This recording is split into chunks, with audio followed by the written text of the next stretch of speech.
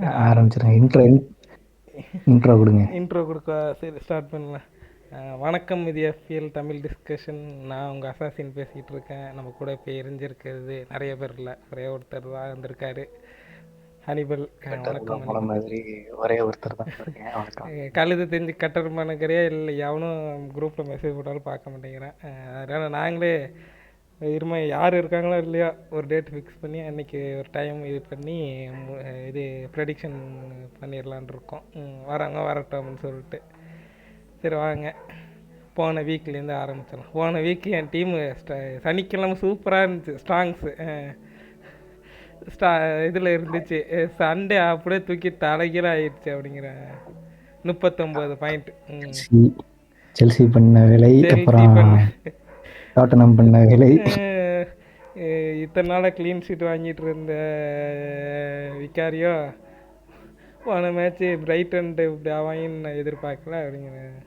யாரையும் மட்டுமா சான்சஸ் வேண்ட்ரிவியனு 6வது குக்குரேலா. நிமிஷத்துலயோ 7வது நிமிஷத்துலயோ ரெட் கார்டு.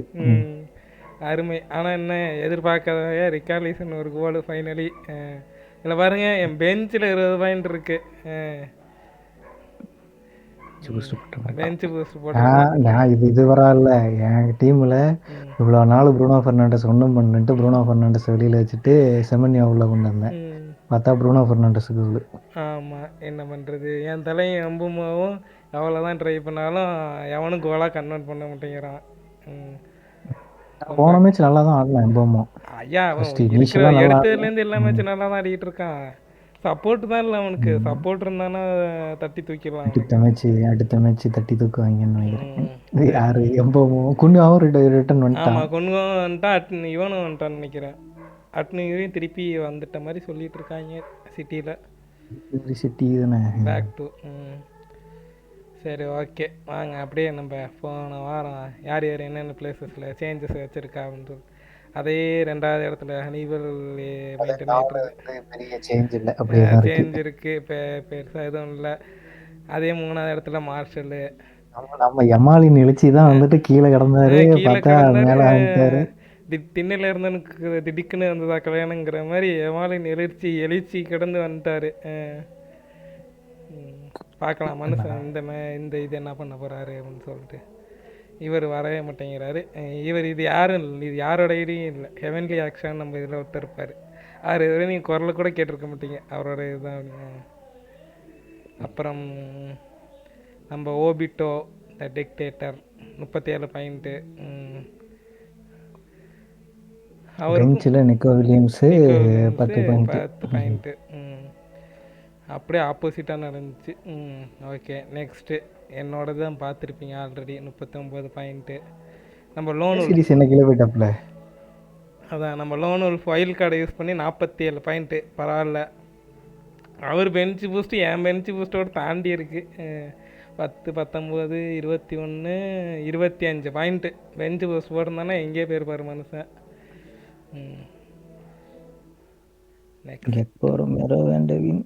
எல்லாருக்கும் டாட்டனம் தான் அடி. டாட்டனம் செல்சின்னு எல்லாத்தையும் செஞ்சு விட்டு போயிட்டாங்க. என்ன பண்ணுறது தெரியல.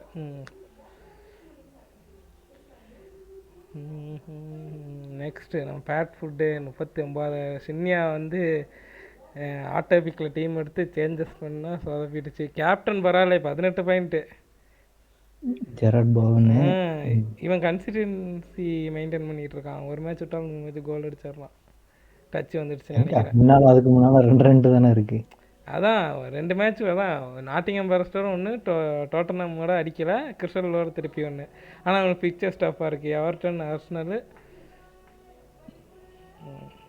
அதனால் இவனை கொஞ்சம் பார்த்து தான் முடிவு பண்ணணும். பால்மர் வேற இன்ஜரின்னு போட்டிருக்காங்க. ஹாலண்டு டவுட்ன்ற மாதிரி. ஹாலண்டு இதில் ஆடலை.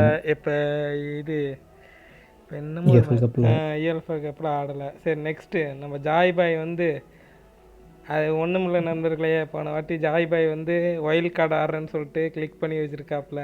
இந்த PL ஆப் வந்து பக் ஆனதுனால பார்த்துட்டு 9 ட்ரான்ஸ்ஃபர் அனாமத்தாக போயிட்டு 9 ட்ரான்ஸ்ஃபர் அனாமத்தாக பண்ணி 36 பாயிண்ட் மைனஸ் வாங்கிட்டாப்புல.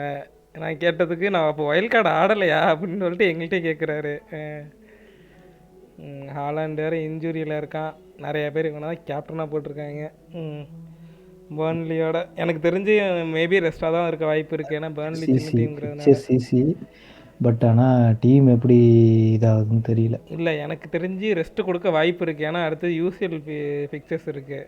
இன்னும் 4 நாள்லேயே 5 நாள்லேயே இருக்குது. அதனால் இவனை இதை விட்டுட்டு யூசிஎல் ஆட வைக்க வாய்ப்பு இருக்குது. சரி, இப்போ சிட்டியில் யார் இருக்கா ஃபார்வர்டு இது பண்ணுறதுக்கு? ஹாலாண்ட் இல்லைண்ணா மர்மூஷ் தான் ஆடணும், மர்மூஷா. ஸ்ட்ரைக்கரு. அவங்க கூட நல்ல இதுதான், பார்க்கலாம் கடைசி நேரத்தில் தெரியும். அவங்க டீம் இப்போ டீமில் பெர்ஃபார்ம் பண்ணுறதுக்கு ஓரளவு ஆட் நல்லா தான் இருக்காங்க. மர்மூஷ் இருக்கான், அப்புறம் வந்து ஃபோடனும் ஃபார்மில் இருக்கான். ஆமாம், ஸோ நல்ல ஃபார்ம். பெஞ்ச் பண்ணிட்டு ஃபோடனை கூட உள்ள கொண்டு வரலாம். ஆனால் நம்ம பெப் என்ன பண்ணுறாருன்னு தெரியல. அவர் கொஞ்சம் வித்தியாசமான மாதிரி, ஆள். கொஞ்சம் இல்லை, ரொம்பவே வித்தியாசம். சரி, ஓகே. நெக்ஸ்ட்டு ஜாய் பாயோடத்தை பார்த்தாச்சு. நெக்ஸ்ட்டு வேறு யார் இருக்கா? அவ்வளோதான். நம்ம எங்கள் இதில் இருக்கிற எல்லாரோட இதையும் பார்த்தாச்சு. சரி, ஓகே. வாங்க இந்த வீக்கு என்ன பண்ணலாம் அப்படின்னு சொல்லிட்டு பார்க்குறப்ப, இந்த வீக் எனக்கு கொஞ்சம் ஃபிக்சர்ஸ் எல்லா ஃபிக்சர்ஸும் கொஞ்சம் ஈஸியாக இருக்கிறதுனால நான் இருக்கிற ஒரு ட்ரான்ஸ்ஃபரை யூஸ் பண்ணிட்டு பெஞ்ச் பூஸ்ட்டு போடலான்னு இருக்கேன். நீங்கள் என்ன நினைக்கிறீங்க? பெஞ்ச் பூஸ்ட்டு சார், நீங்கள் பிக் டீம் போங்களேன். இங்கே வேண்டாம், பிக் டீம் போங்க.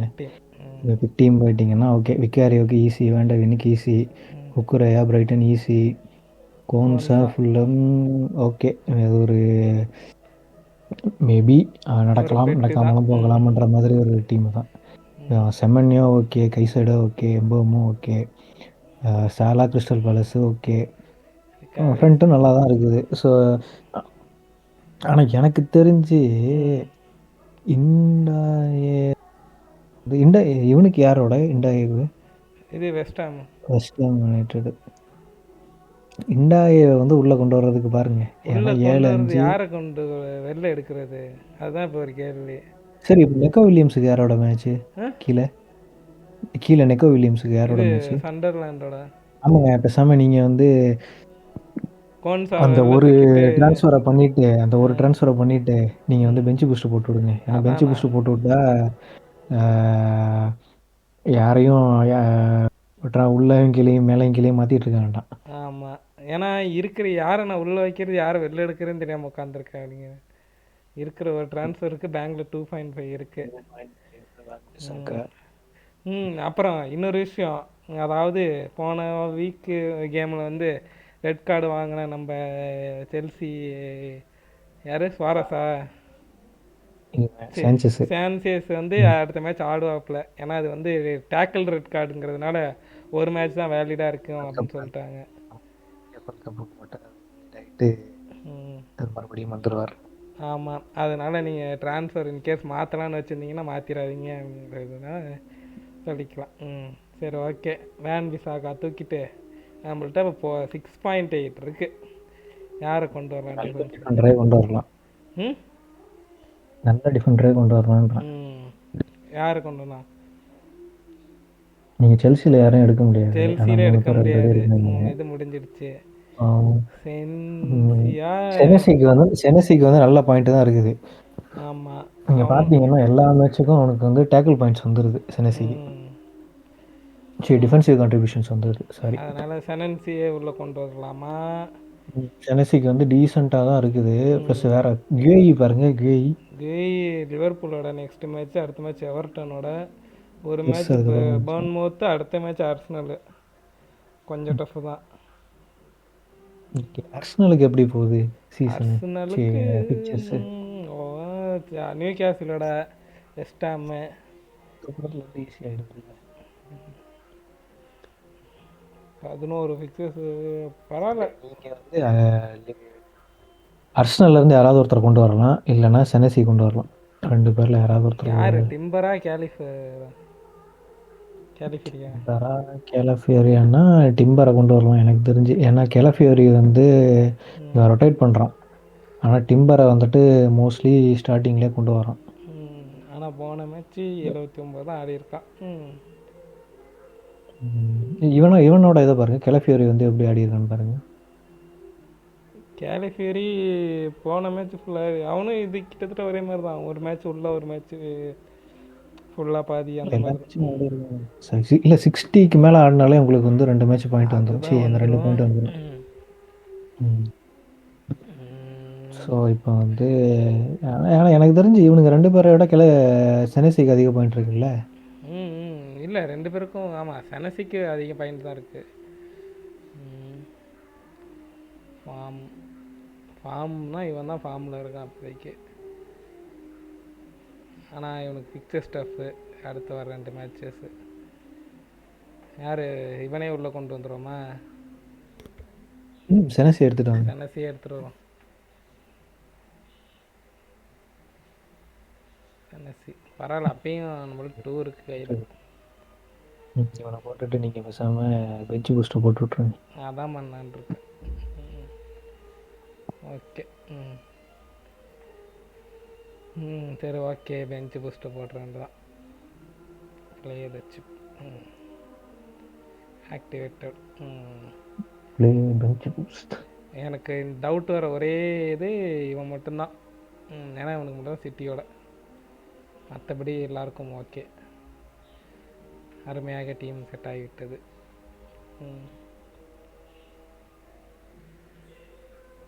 Bench boost active. ஃபைனலி. எனக்குமே வந்துட்டு ஓரளவு டீசென்ட் டீம் தான் இருக்குது. நீங்கள் என்ன பண்ண போறீங்க? ஏதாவது ஒரு ட்ரான்ஸ்ஃபர் மட்டும் பண்ணிட்டு இப்போ என் டீமை பார்த்தீங்கன்னா, எனக்கு என்ன இருக்குன்னா, என் டீம் ஓரளவு டீசெண்டாக தான் இருக்குது. சான்சஸ் ஆடுவான். ஹாலண்டு தான் இப்போ டவுட்டு. மிச்சப்படி நான் வாட்கின்ஸை மோஸ்ட்லி வெளில தூக்கிடுவேன். வாட்கின்ஸை தூக்கிட்டு வேறு யாரையாவது உள்ளே கொண்டு வரணும். மிச்சப்படி இது மறுபடியும் ஜோ பெட்ரோ, குக்குரேயா, டோர்கோ இவங்கள உள்ள கொண்டு வந்துடுவேன். இவனோட அசிஸ்ட்லாம் ப்ரொவைட் பண்ணியிருக்கான். நீங்கள் வெளில எடுக்கிறப்ப தான் எல்லாம் பண்ணிகிட்ருக்காங்க. இதில் வேறு அதை தான் சொல்கிறேன், செமன்யா உள்ளே கொண்டு வந்துட்டு இவனை வேறு வெளியில் எடுத்தேன். ஓகே. ஹாலண்டு தான் உங்களுக்கு டவுட்டா? ஹாலண்டு தான் இப்போ யோசிச்சுட்டு இருக்கிறேன். இல்லைனா பேசாமல் வைல்டு கார்டு போடலாமான்னு பார்க்கணும். அது யோசித்து நாளைக்கு சாயந்தரத்துக்குள்ளே தான் ஒரு முடிவுக்கு வருவேன். சரி, எனக்கு இன்னொரு கேள்வி இருக்குது. இப்போ ஒரே நிமிஷம். உதாரணத்துக்கு இருக்கிறதுலே கொஞ்சம் டாப்பான இப்போ தெரிஞ்ச பிளேயர்ஸ்னால் ஜோ பெட்ரோ, வுட்டு, ரிக்கார்லிசன் தான். இவனை விட்டு ஹாலாண்டு. அதாவது இந்த கிட்டத்தட்ட இந்த மிட் ரேஞ்சுக்கு ஃபார்வர்டு இப்போ யார் நல்லா ஆடிட்டு இருக்கா எடுக்கிற மாதிரி இருந்தால்? நீங்கள் இது இப்போ மாற்றிட்டீங்கன்னா மிட் ரேஞ்சுனா எவ்வளோ ப்ரைஸ் சொல்கிறீங்க? எக்கிட்டக்கே நல்லா ஆடுறான். ஆனால் எக்கிட்டக்கே அடுத்த மேட்ச் ஆட மாட்டான். Red card. இப்போ நீங்கள் அடுத்த ஆள் பார்க்கணுன்னா மிட் ரேஞ்சுனா ப்ரைஸ் எவ்வளோ, ப்ளஸ் கடைசியாக யார் நல்ல கோல் இது பாயிண்ட்ஸ் வந்திருக்குன்னு பாருங்கள். முனிஸ் நல்லா ஆடுறான்னு நினைக்கிறேன். Rodrigo Muniz. ரோட்ரிகோ முனிஸா? ஓகே, ஃபார்ம் பார்ப்போமா? ஃபார்ம் பார்த்தா ஹாலாண்டு, பவனு,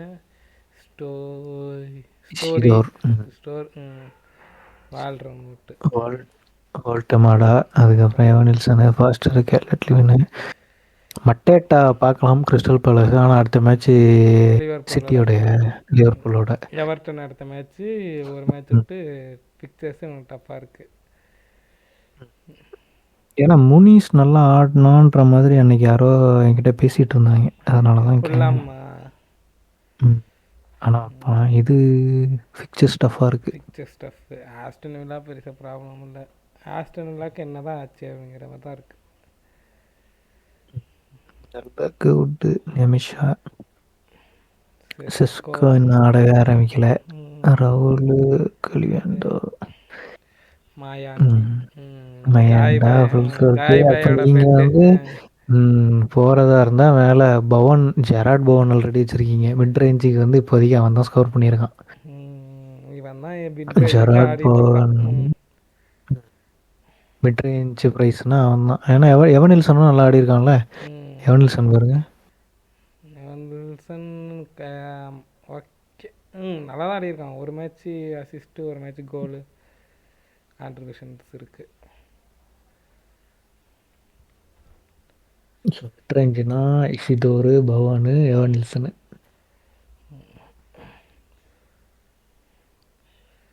இப்போ சின்ன இதில் தான் நல்லா பெர்ஃபார்ம் பண்ணிகிட்ருக்காங்க. பெரிய நேம்ஸ் யாருமே பெரிய பெர்ஃபார்ம் பண்ணல. ஹாலண்ட தவிர ஏன்னா சாலாவுமே அவ்வளோ பெர்ஃபார்ம் பண்ணல. அதாவது போன சீசன் அளவுக்கு சாலா பண்ணல. அது நம்ம ஒன்றும் பண்ண முடியாதுங்க. பார்த்தீங்களா சாலா எத்தனாவது இடம்? சாலா வந்து கீழே இருக்காப்புல. பாருங்க ப்ரூனோ ஃபெர்னாண்டஸ் 7.3 ஃபார்ம் ஸ்ட்ராங்ஸ் அப்படிங்கிற மாதிரி தான் இருக்குது.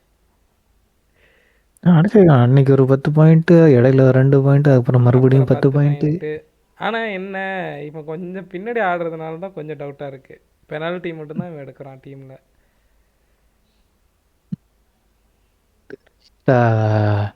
ப்ளே மேக்கரா டீப் பிளேயிங் ப்ளே மேக்கரா ஆக்க பார்த்துட்டு இருக்காங்க. அடுத்து பிர்லோவா ஆக்க பார்த்துட்டு இருக்காங்க. ஓகே. ஜூபி மிண்டி கூட நல்ல ஸ்டார்ட்டு. ஆனால் போன மேட்ச் பாயிண்ட் வருது. மேட்ச்சில் தானே 16 பாயிண்ட்டு. ஆமாம், நாட்டிங்ஹாம் ஃபாரஸ்ட்டோட 16 பாயிண்ட்டு, சிட்டியோட ஸ்கோர் எதுவும் இல்லை. இப்போ ஸ்கோர் பண்ணாததுக்கு மெயின் ரீசனே மடுவாக்கி. பால் எடுத்தால் போதும் நான் தான் கோல் போடுவேன் அப்படின்னு சொல்லிட்டு லெஃப்ட் ஃபுட்டில் தூக்கிட்டு போயிடுறாப்புல. லெஃப்டா ரைட்டா? ரைட்டில் போயிடுறாப்புல. அவர் என்ன நல்லா ஆடுறான் யாருன்னு. ஆனால் மார்டினெல்லி போன மேட்ச் கோலு. ஆனால் அவனை பெஞ்சில் தான் வைக்கிறானுங்க. அவனை ஸ்டார்ட் பண்ண மாட்டான். மார்டின். அதனால ஆமாம், அவனுக்கு இன்ஜுரிங்க, இன்னும் ஃபுல்லாக க்யூர் ஆகல அவன். அவன் ஃபுல்லாக க்யூர் ஆக மாட்டேங்கிறான். ஆடுறான். இவன் பேர் என்ன, கிரண் டியூஸ்பெரி ஹாலு மிட்டு. ஆமாம், இவனும் நல்லா தான் ஆடுறான். ஆனால் என்ன ஒரு மேட்ச் தான் பர்ஃபார்ம் பண்ணியிருக்கு. டியூஸ்பெரி ஹாலு, அதுக்கப்புறம் கிரேலிஷு, 2 பேருமே நல்லா ஆடுறானுங்க. கீழே கிரேலிஷ். இவனும் கூட நல்லா ஆடிக்கிட்டு தான் இருக்கான். ரெயின்டர்ஸ் முதல் மேட்ச் கோல் அடித்தான். போன மேட்ச் அதுக்கப்புறம் 2 பாயிண்ட்டு 2 பாயிண்ட்டு 3 பாயிண்ட்டு, அதுக்கப்புறம் 9 பாயிண்ட், அவ்வளோதான். போன மேட்ச் அசிஸ்ட். பார்க்கலாம். இது கிரேலிஷ் நல்லா ஆடுறான்.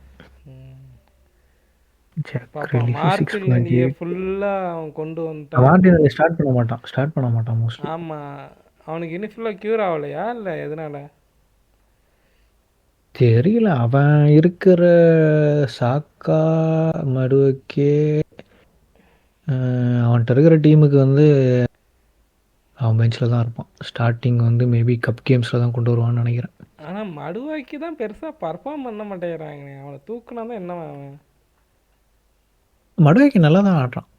ஓரளவு எங்கெங்க என்ன சொல்கிறது, ரன்ஸ் எல்லாம் நல்லா தான் இருக்குது, ஓடுறான். அவன்கிட்ட நல்லா தான் இருக்கு. இருக்கான். ஆனால் கோல் போஸ்ட் கிட்ட போனால் மட்டும் தான் கோல் எடுத்து ஆக வேண்டும் அப்படின்னு சொல்லிட்டு இதுவாயிடுறான். ரொம்ப இதாக டேம்பர் ஆயிடுறான். அது இல்லாமல் நீ இன்ஜுரி வேறு.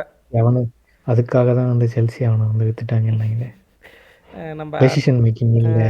அதே தான். இவன்ட்ட நல்லா பால் கரெக்ட் பண்ணுறான், நல்லா பால்லாம் எடுத்துகிட்டு ரன்னெல்லாம் நல்லா தான் இருக்குது. ஆனால் என்ன கோல் போஸ்ட்டை வர போட்டு ரைட் கியர் போட்டு போயிடுறாப்புல. அது இல்லாமல் நீ இன்ஜுரி இல்லைன்னு சொல்லிட்டு இவங்கிட்ட டெசிஷன் மேக்கிங் இல்லைன்னு சொல்லிட்டு கருணாச்சா வாங்கினாங்க. அங்கே நிற்கிறீங்க தம்பி நீங்கள் அப்படின்னு. ரைட்டு ஐயா, இது என்ன புதுசாக இருக்கு. மர்மோஷுக்கு நீ 23 மர்மூஷுக்கு இன்ஜுரினா அப்போ வந்து ஹாலண்டு தான் ஸ்டார்ட் பண்ணுவோம். வேறு ஃபார்வேர்டு இல்லையா சிட்டியில்? ஸ்ட்ரைக்கர் இருங்க,